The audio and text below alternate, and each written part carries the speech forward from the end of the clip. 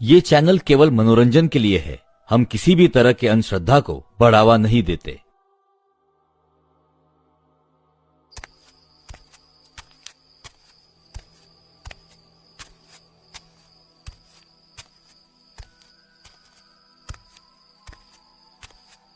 राहुल अपने गांव लौटते वक्त एक कब्रिस्तान से गुजर रहा होता है। तभी वो एक नजारे को देखता है। एक लंबा सा चमगादड़ की शक्ल का कोई राक्षस गड़े मुर्दे को उखाड़ कर खा रहा था। ये देखकर राहुल को उल्टी आ जाती है और ठीक उसी वक्त वो शैतान भी राहुल की मौजूदगी महसूस कर लेता है। अरे, इसने तो मुझे देख लिया। भागना होगा यहाँ से, भागो जल्दी। राहुल उस कब्रिस्तान के रास्ते पर तेजी से आगे बढ़ रहा था। रात के करीबन 1 बज रहे थे। अरे, आ गया बेटा तू। लेकिन फिर से तूने अपनी ही मनमानी की ना। मैंने कहा था ना, रात में इस गांव में घूमना खतरे से खाली नहीं है। न जाने कैसी कैसी हवाएं बहती हैं। अब बस भी करो माँ। क्या अब सिर्फ डांटती रहोगी या दरवाजा भी खोलोगी? राहुल की माँ दरवाजा खोलती है। राहुल अपने कमरे में जाता है। आज सफर में थकावट के कारण उसे नींद आने लगती है। वो अपने बिस्तर पर लेट जाता है और फिर उसकी आंख कब लग जाती है उसे होश नहीं रहता। तकरीबन रात 2 बज रहे थे। राहुल उस सन्नाटे वाली रात में एकदम गहरी नींद ले रहा था। तभी उसके गर्दन पर किसी ने हाथ रखा और उसका दम घुटने लगा। उसकी छाती पर उसे बहुत भारी वजन महसूस होने लगा, जैसे उसकी छाती पर कोई नौजवान शख्स बैठ। मैं स्टोर रूम में? नहीं माँ, मैं तो थका हुआ था और सारी रात तो बस सोने की कोशिश करने में गुजरी। राहुल की माँ को कल रात उनके घर के स्टोर रूम में किसी के होने का एहसास हुआ। वो राहुल था या कोई और, इसका खुलासा जल्द ही होने वाला था। राहुल के साथ बहुत अजीबोगरीब एक्टिविटीज होने लगी थी। जैसे उसकी माँ टेबल पर नाश्ता रख के जाती और जब राहुल नाश्ता करने आता तब किसी ने पहले से ही वो खत्म कर दिया होता और प्लेट खाली मिलता।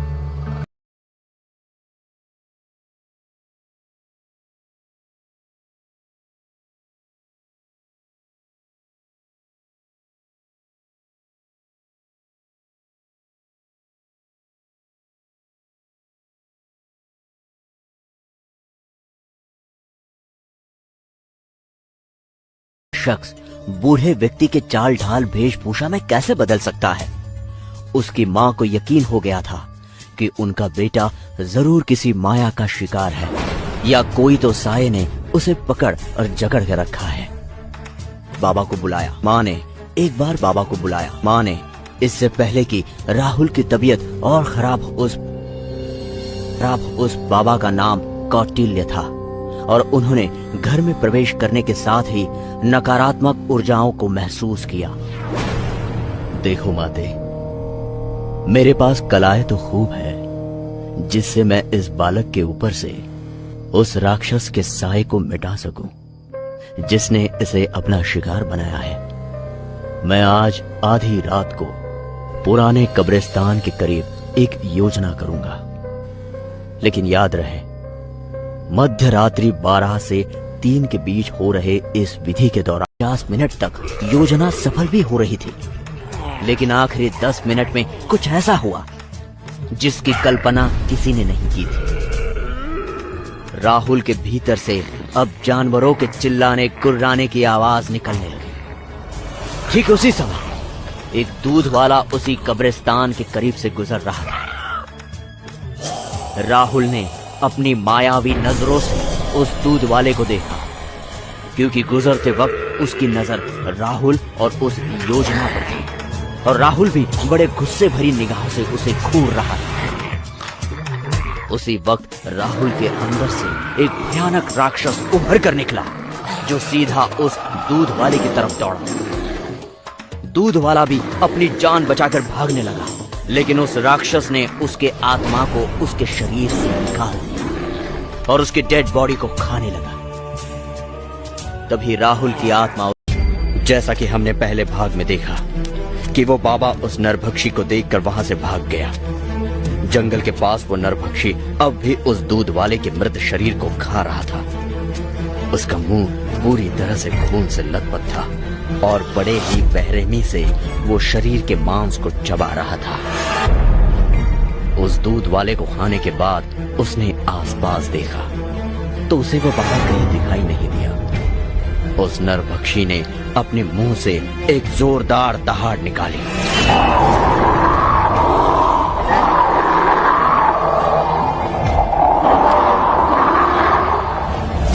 और जंगल की तरफ भाग गया।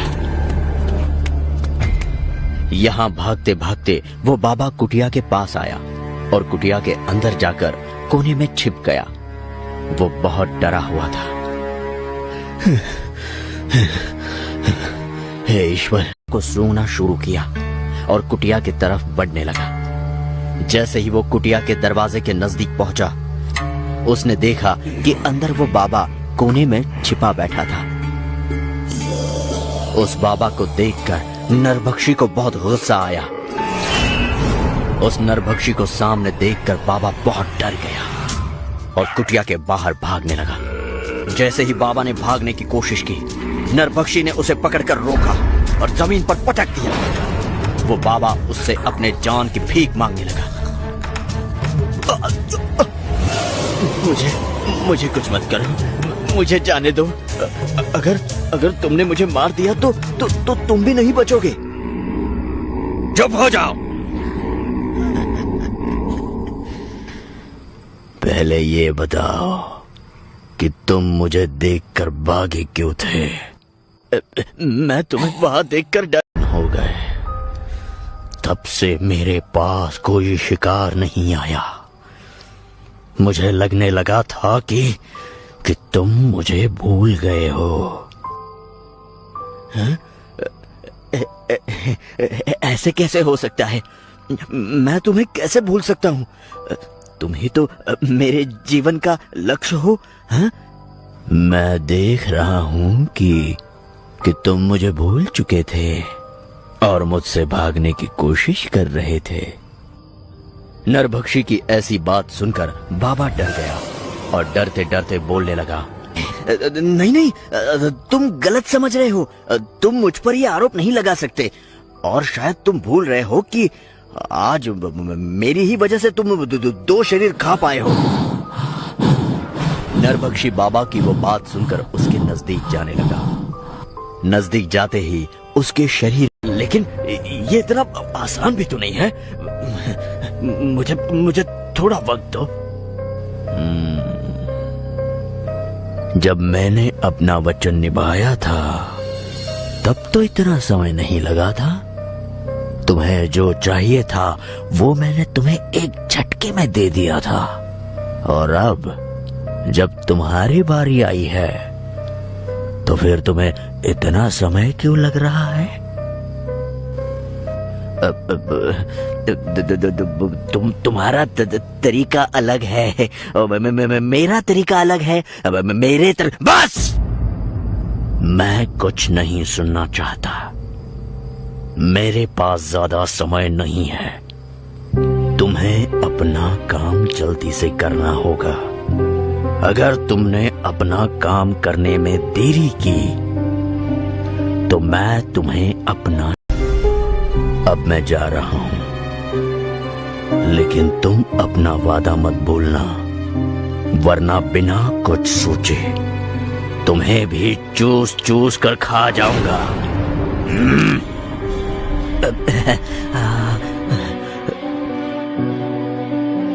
बाबा को जान की धमकी देकर वो नरभक्षी वहां से जंगल की तरफ चला गया। नरभक्षी की इस धमकी को सुनकर बाबा बहुत डर गया और पसीने से पानी पानी होने लगा।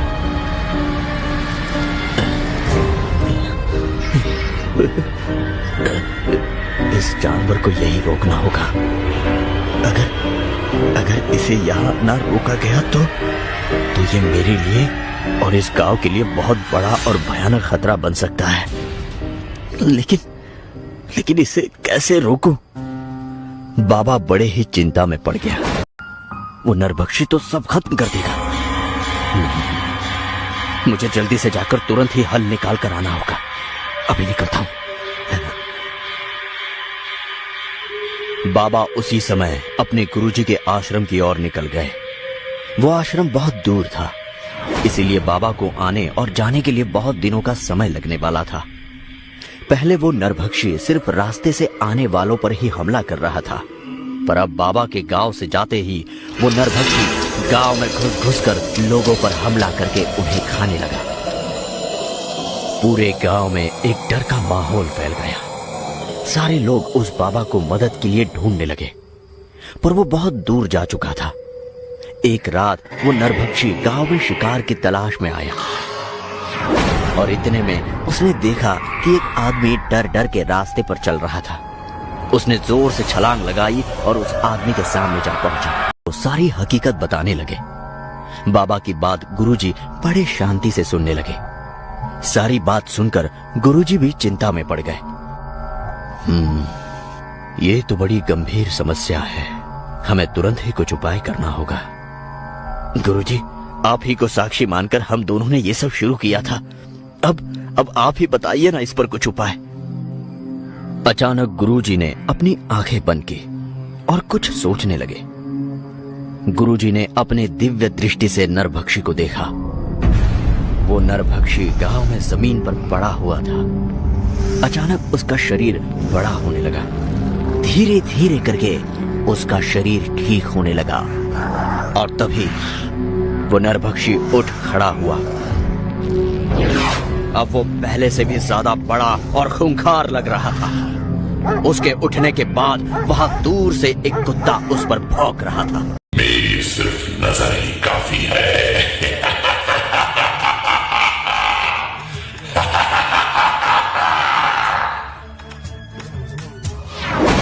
गुरुजी ने डर के मारे अपनी आंखें खोली।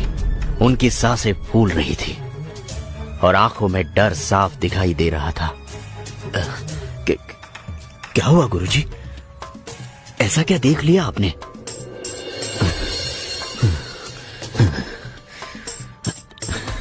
नरभक्षी ने अपना पहला पड़ाव पार कर लिया है और वो भी तुम्हारी सहायता लिए बिना। सुनो, नरभक्षी के आखिरी पड़ाव पार करने से पहले हमें उसे कुछ भी करके रोकना होगा, फिर चाहे इसमें हमारी जान ही क्यों न चली जाए। अपनी आंखों में कुछ निश्चय करके गुरुजी खड़े हुए। उन्होंने बाबा की आंखों में देखा। बाबा की आंखों में अभी भी डर था, पर गुरुजी उस डर के परे जा चुके थे। रात का समय था। कुंतल नाम का आदमी लड़खड़ाता हुआ रास्ते पर चल रहा था। रास्ते की दोनों तरफ जंगल होने के कारण चारों ओर एक सन्नाटा छाया हुआ था। बीच बीच में कुछ जानवरों के चिल्लाने की आवाज आ रही थी। उस आदमी को देखकर ऐसा लग रहा था कि जैसे उसने हफ्तों से कुछ खाया नहीं होगा। उसका शरीर बहुत ही कमजोर और गंदा लग रहा था। वो चलते वक्त ऐसा लग रहा था जैसे वो खुद ना चल रहा हो, बल्कि हवा उसे घसीटकर आगे ले जा रही हो। अचानक वो चलते चलते नीचे गिर गया। गिरने के कारण उसके घुटनों में एक खरोच आ गई। उसने फिर से उठने की कोशिश की, पर कमजोरी के कारण वो उठ न सका। कुंतल जहां पड़ा था वहीं पास में एक गुरुजी ध्यान लगाकर बैठे थे। कुंतल की आवाज से बाहर नहीं निकलना चाहिए और जंगल में तो बिल्कुल भी आना नहीं चाहिए। मैं भी इस जंगल में नहीं आना चाहता था गुरुजी, पर मैंने 2 हफ्तों से कुछ खाया नहीं, इसलिए खाने की तलाश में मैं इस जंगल में आया और भटक गया। और क्यों? क्या तुम्हारे घर वाले तुम्हें खाना नहीं देते? नहीं गुरुजी, मैं इस गांव का नहीं हूँ, पास के गांव से आया हूँ। यहाँ किस काम से आए थे बेटा? कोई काम नहीं गुरुजी, मैं आपको मेरी सारी हकीकत बताता हूँ। कुंतल गुरुजी को अपने साथ घटा हुआ हादसा सुनाने लगा। गुरुजी, मैं सीधा साधा आदमी अपने क्या तुम मेरे साथ मेरे आश्रम चलोगे? देखो बेटा, वहां तुम कुछ दिन तक रह सकते हो। आपका बहुत बहुत धन्यवाद गुरुजी। मैं आपके ये उपकार जिंदगी भर नहीं भूलूंगा, सच में। कुंतल के हाँ करते ही गुरुजी उसे अपने साथ अपने आश्रम लेकर आए। फल खाने के बाद कुंतल को जरा अच्छा महसूस होने लगा। अगर तुम्हारा खाना हो गया हो तो तुम यही सो जाओ, ठीक है? मैं भी वहां सोने जा रहा हूं। अब रात बहुत हो गई है, मुझे सुबह जल्दी भी उठना है। तुम सो जाओ। इतना कहकर गुरुजी अपने जगह सोने के लिए चले गए। कुंतल भी वही सो गया।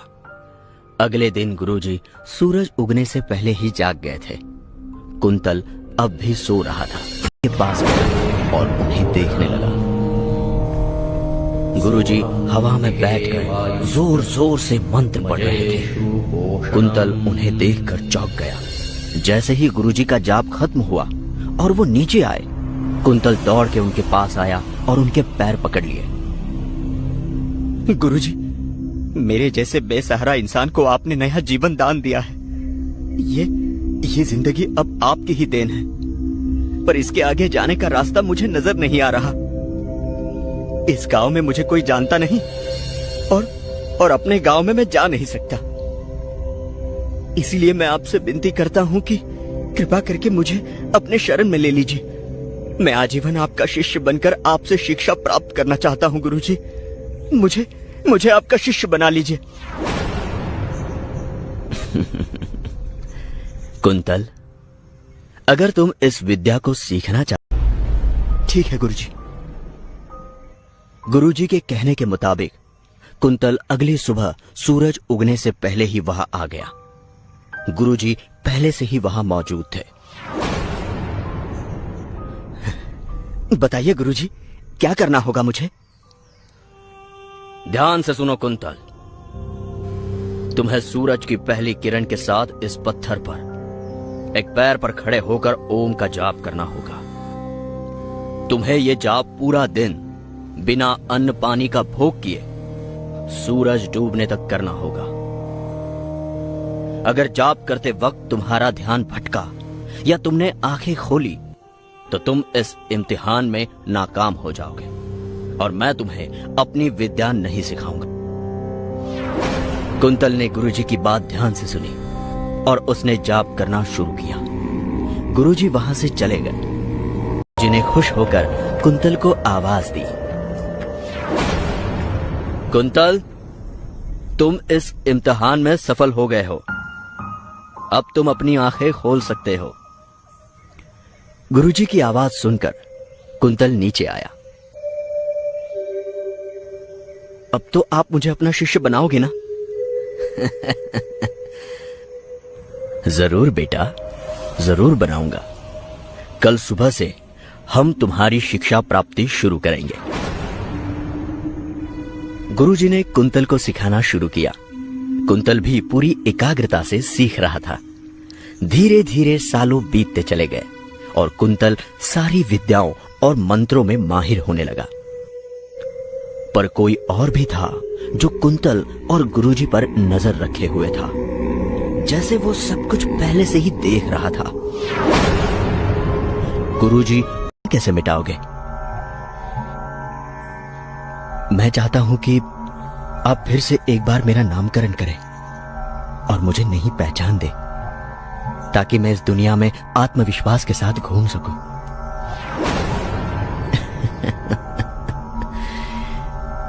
ठीक है बेटा, अगर तुम्हारी यही इच्छा है तो आज से तुम्हारा नाम होगा कौटिल्य और तुम कौटिल्य बाबा के नाम से जाने जाओगे। बड़ा ही अच्छा नाम है गुरुजी, धन्यवाद। इतना कहकर दोनों अपनी जगह पर सोने के लिए चले गए। आधी रात बीत गई थी। कौटिल्य गहरी नींद में सो रहा था। अचानक उसे एक आवाज सुनाई दी। कौटिल्य, कौटिल्य। गुरुजी के बारे में मैं कुछ भी नहीं सुनूंगा। वो ऐसा कभी नहीं कर सकते।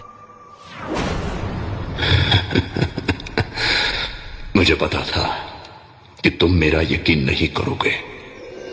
ठीक है, तुम अपने गुरुजी से पूछना कि उन्होंने तुम्हें सारे मंत्र सिखाए या नहीं, फिर मुझसे बात करना। ठीक है?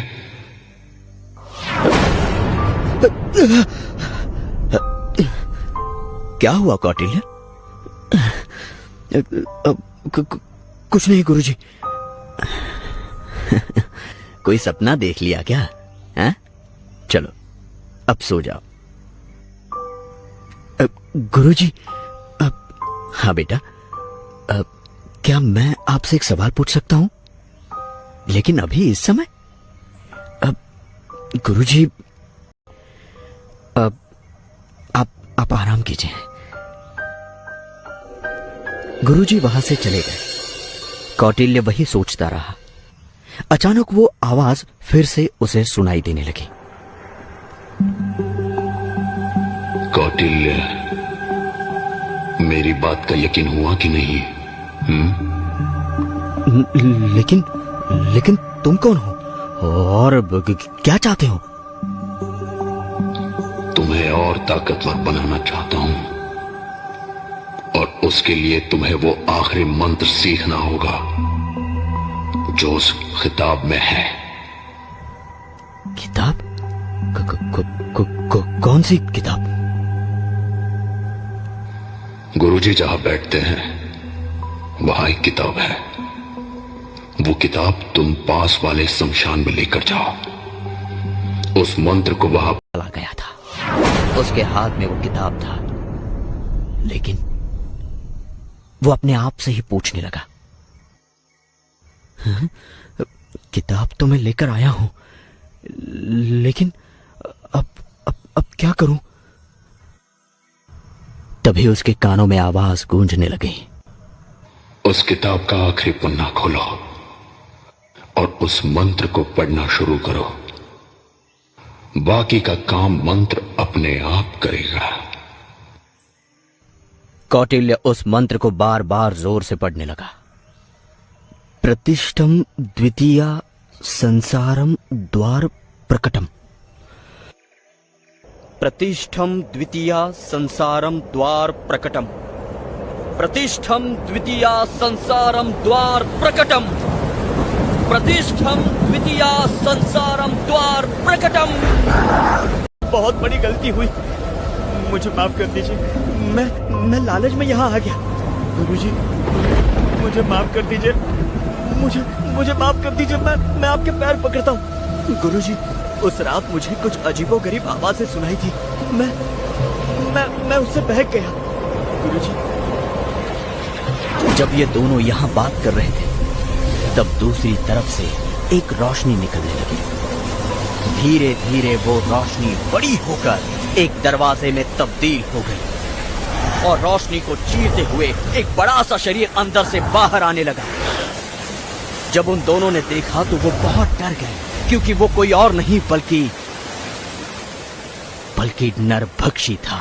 गलती जो कर दी है मौत ही आएगी, लालच का फल तुझे मौत खिलाएगी। जो भी तू बोया था वही तू पाएगा, नरभक्षी है ये मौत ही लाएगा। नरभक्षी है। जैसा कि हमने पिछले भाग में देखा कि नरभक्षी ने अपनी काली दुनिया से इस दुनिया में प्रवेश कर लिया है। उस मायावी आवाज के कहने पर कौटिल्य बाबा ने उस मंत्र को पढ़कर काली दुनिया का दरवाजा खोल दिया और नरभक्षी नाम के महासंकट को इस दुनिया में बुला लिया। अब आगे की कहानी। जंगल में एक तरफ नरभक्षी खड़ा रहकर यहां वहां देख रहा था। यह दुनिया उसके लिए नई थी और यहां के लोग भी। वो दूसरी काली दुनिया से था, इसीलिए उसे इस दुनिया की भाषा नहीं आती थी। वो बस भयानक आवाज में चिल्लाए जा रहा था। दूसरी तरफ बाबा और गुरुजी खड़े रहकर बातें कर रहे थे। तुम्हारी लालसा ने पूरे मानव जाति को खतरे में डाल दिया है। ये मुझसे बहुत बड़ी भूल हो गई गुरुजी। मैं ये नहीं करना चाहता था। उस रात मुझे एक आवाज सुनाई देने लगी, जैसे कोई आकाशवाणी हो रही हो। उस आवाज के धोखे में आकर मैंने ये पाप किया। मुझे मुझे माफ कर दीजिए गुरुजी।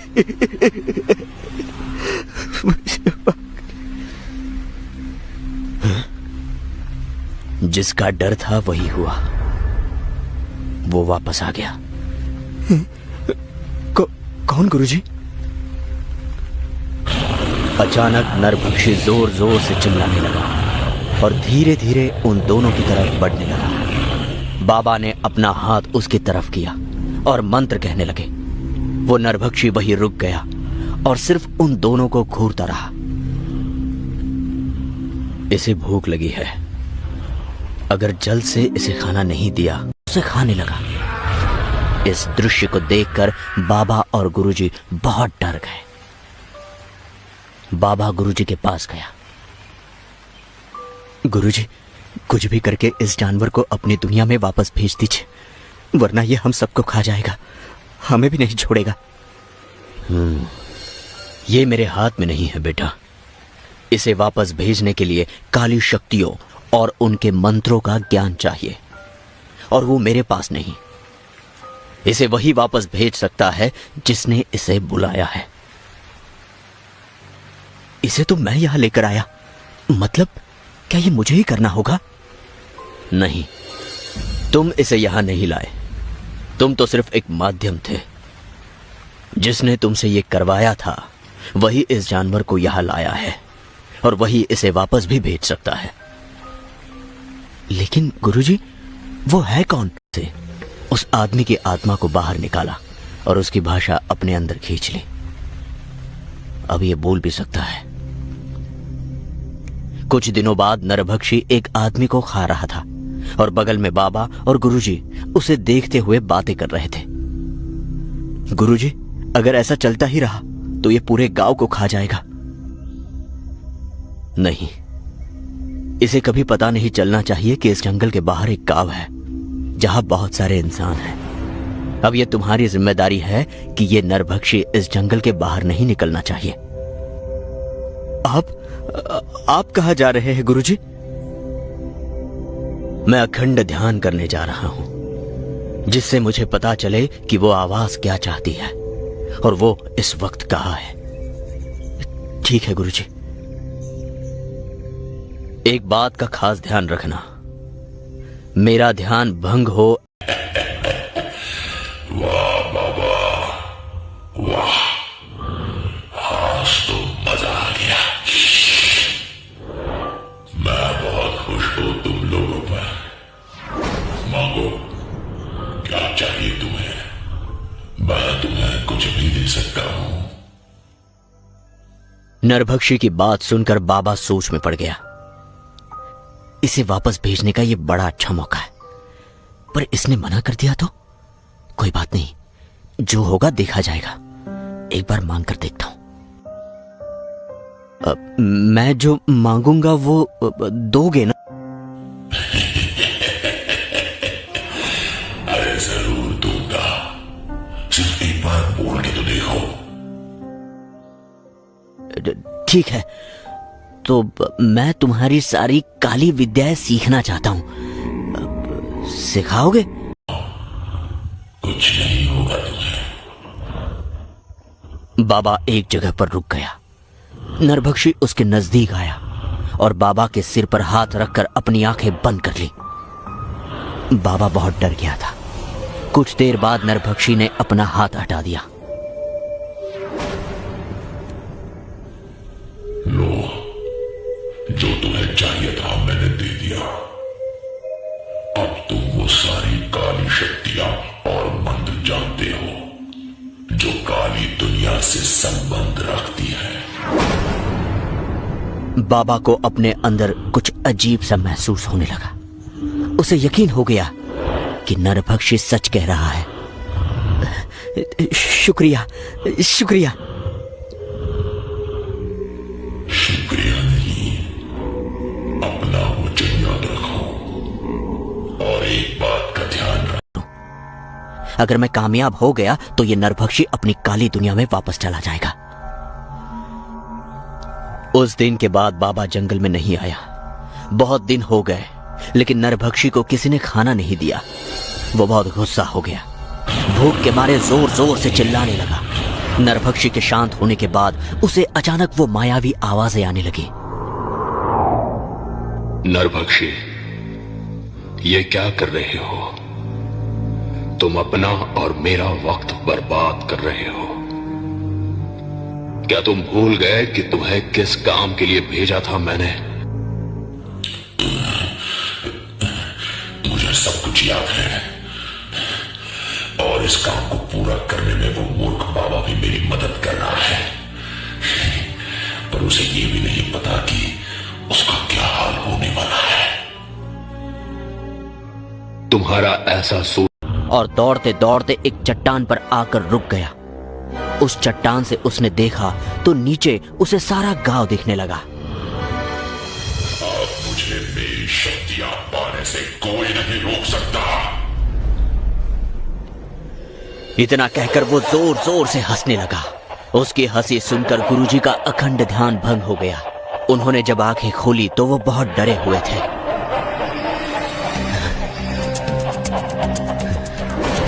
ये तो अनर्थ हो गया। अब मानव जाति का विनाश निश्चित है। उस हंसी से यहां गांव में बाबा का भी ध्यान भंग हो गया। ये मैंने क्या कर दिया? एक समस्या सुलझाने के चक्कर में दूसरी समस्या को मैंने जन्म दे दिया। इस तरह नरभक्षी अब आजाद हो गया। जैसा कि हमने नरभक्षी के पहले भाग जैसा कि हम जानते हैं कि नरभक्षी ने अपना पहला पड़ाव बाबा की सहायता लिए बिना उस आवाज के कहे मुताबिक पार कर लिया था। उसकी शक्तियां अब पहले से ज्यादा खूंखार और डरावनी हो गई थी। पर जंगल में बाबा और गुरुजी ने उस नरभक्षी को रोकने की शपथ ली थी। मैं अच्छी तरह से जानता हूं कि यह सब मेरी ही गलती है। पर गुरुजी, क्या मैं आपसे एक सवाल पूछ सकता हूं? जल्दी पूछो, हमारे पास अब ज्यादा समय नहीं है। मैंने जब आपसे पूछा था कि वो आवाज किसकी थी, तो उस वक्त आपने मुझे नहीं बताया था। क्या आप मुझे अब बता सकते हैं कि वो कौन है? ठीक है, शायद अब वक्त आ गया है कि तुम्हें सब पता चले। तो मेरी बात अब ध्यान से सुनो। जिस तरह हमारे ग्रह पर अच्छी शक्तियां वास करती है, उसी तरह काली शक्ति ने। गुरुजी, क्या आपने उसे कभी देखा है, या फिर आपका उससे कभी सामना हुआ है? नहीं, मैंने उसे नहीं देखा। उसके बारे में मुझे अपने गुरुजी ने बताया था, और अगर कभी मेरा इससे सामना होता है तो मैं जिंदा नहीं बच पाता, क्योंकि उसकी काली शक्तियां हमारी शक्तियों से बहुत ज्यादा प्रभावी है। आज तक उसे किसी ने नहीं देखा। वो कभी भी हमारी दुनिया में नहीं आया। उसे ऐसा करने की कभी जरूरत ही नहीं पड़ी। लेकिन क्यों गुरुजी? क्योंकि वो खुद ना आकर अपने काले दुनिया के भयानक जीव को यहां भेजता है, और वो राक्षस उसका काम करते हैं। मतलब जैसे कि नरभक्षी? हां, तुमने सही पहचाना। बाबा अब सारी हकीकत जान गया। उसे एक आदमी भागते हुए दिखा, पर नरभक्षी ने जैसे ही उस आदमी पर अपनी नजर डाली, वो आदमी अपनी जगह पर रुक गया। अगले ही पल उसका शरीर हवा में उड़ने लगा और नरभक्षी के करीब आता गया। जैसे ही उसका शरीर नरभक्षी के पास आया, नरभक्षी ने उसके माथे पर हाथ रखा और एक ही पल में उसका सारा शरीर अपने अंदर खींच लिया। मेरी शक्तियां तो बढ़ती ही जा रही है। एक और पड़ाव पार कर लिया है अब मैंने। अब आखिरी पड़ाव की तैयारी करनी होगी। बाबा और गुरुजी वो भयानक नजारा पेड़ के पीछे से चुपचाप देख रहे थे। वो दोनों ही मजबूर थे, इसलिए देखने के अलावा उन्होंने और कुछ नहीं किया। काली विद्या सिखाई है? हाँ गुरुजी, उसने मुझे सिखाई थी। तो फिर ठीक है, हम एक महायज्ञ करेंगे। तुम अपनी उस काली विद्या को ढूंढो और देखो अगर कोई ऐसा मंत्र हो जो इस नरभक्षी को वापस भेज सकता हो। अवश्य गुरुजी, अवश्य। कलंक कपट विनाश कालिया समर्प नष्टम, कलंक कपट विनाश कालिया समर्प नष्टम। उस यज्ञ का धुआं पूरे गांव में फैलने लगा। गांव में फैला हुआ धुआं देखकर नरभक्षी डर गया, क्योंकि उस धुएं से उसे एक अजीब सी बू आने लगी। उसे अपने ऊपर एक खतरा महसूस हुआ। वो तुरंत धुएं का पीछा करते करते उस महायज्ञ की तरफ जा पहुंचा और आते ही एक जोरदार दहाड़ कि इस नरभक्षी को मारकर मुझे हरा पाओगे, ऐसा कभी नहीं होगा। तुमसे किसने कहा कि मैं इसे मारने वाला हूं? मैं तो इसे तुम्हारे पास काली दुनिया में हमेशा के लिए बंद करने वाला हूं।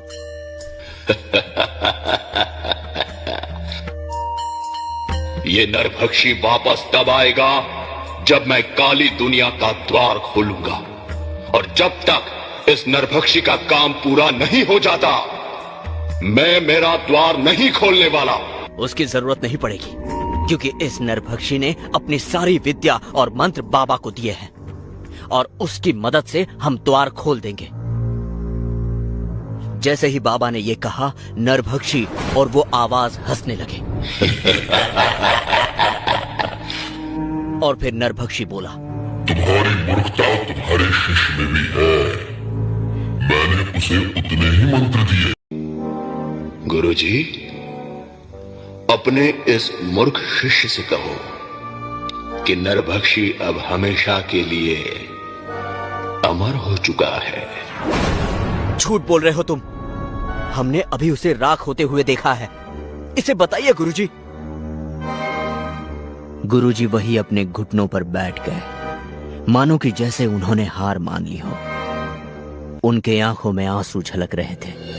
गुरुजी की यह दशा देखकर बाबा भी डर गया। हमेशा से बुराई ही अच्छाई को हराती आई है, क्योंकि इंसान का लालच कभी कम नहीं होगा और इंसान ही इंसान का सर्वनाश कर देगा। ऐसा कहकर वो आवाज भी गायब हो गई और वहां रह गए गुरुजी, बाबा और बस उस। अब तुम जाओ और आगे की तैयारी करना शुरू करो। ये तो सिर्फ एक नरभक्षी था। हमारी काली दुनिया में ऐसे करोड़ों राक्षस हैं जो इस मानव जाति के विनाश का कारण बनेंगे। इंसानों, तैयार रहना। मैं जल्द ही अगला शैतान तुम्हारे दुनिया में भेजने वाला हूं।